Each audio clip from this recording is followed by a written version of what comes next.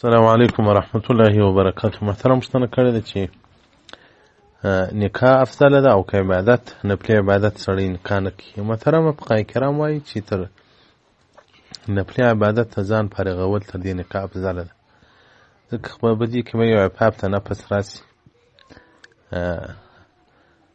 شهوات به کنټرول سي او تربیه د اولاد دا یو بل اجر لري، بل ثواب لري او بل دا سنت عمل دی. رد المحتار جلد 1 صفحه 355 کتاب نکاح او دغه رنګه بدایع الصنایع جلد 2 صفحه 209 کتاب نکاح. نو محترمه نکاح افضله ده، دا هم عبادت، که ښځې سره پروت هم عبادت، که جماع کوي هم ورسره عبادت، که خبرې ورسره کوي هم عبادت، که د اولاد پیدا سي هم عبادت، که د اولاد تربیه کوي هم عبادت دی. نو دا یو سنت عمل دی، نو باید لازم یې سړی وکړي. او دا د سنت دی، د طالب واده کړی و، نو بیا ویل چې بیخي خوږ سنت دی.